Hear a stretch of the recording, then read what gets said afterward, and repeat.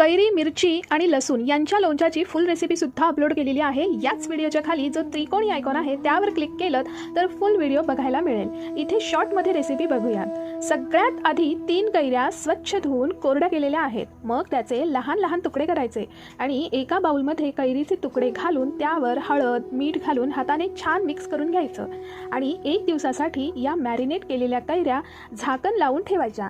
दुसऱ्या दिवशी बघू शकता कैरीने पाणी सोडलेले आहे। आता एका चाळणीमध्ये बाउल उपडा घालायचा आणि कैरी त्यात ओतून एक बाउल किंवा भांडे चाळणीच्या खाली ठेवून द्यायचे अर्ध्या तासासाठी। मग बघू शकता राहिलेले पाणी बाउलमध्ये जमा होते। आता या सगळ्या कैरींचे तुकडे एका मोठ्या प्लेटमध्ये काढून घ्यायचे। मग हे कैरीचे तुकडे 2 ते 3 तासांसाठी कडकडीत उन्हात वाळवून घ्यायचे। असे केल्याने लोणच्याला बुरशी येत नाही किंवा ते खराबही होत नाही। याविषयी सविस्तर माहिती फुल व्हिडिओमध्ये सांगितलेलीच आहे। मग काही बेसिक मसाले घेतलेले आहेत, त्यांची लिस्ट डिस्क्रिप्शन बॉक्समध्ये दिलेलीच आहे किंवा स्क्रीनवर सुद्धा बघू शकता। आता एकीकडे 1 वाटी तेल धुवाधार गरम करून घ्यायचं आणि बाजूला ठेवून द्यायचे।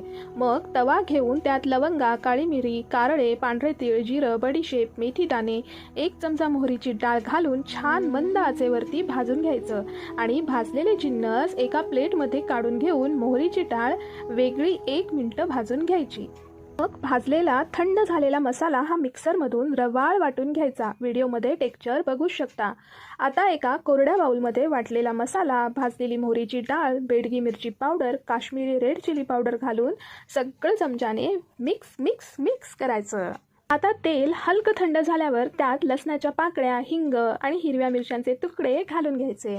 कैरीचे तुकडे छान सुकलेले आहेत। आता हे तुकडे मसाल्यांमध्ये घालून घ्यायचे आणि वरून गार झालेले तेल ओतायचे आणि पुन्हा चवीनुसार मीठ घालून छान मिक्स करून घ्यायचं। व्हिडिओमध्ये लोणच्याचं टेक्स्चर बघू शकता। आता हे लोणचं स्वच्छ धुतलेल्या कोरड्या बरणीमध्ये भरून ठेवायचं। 7 ते 8 दिवसांनी हे लोणचं खायला तयार आहे।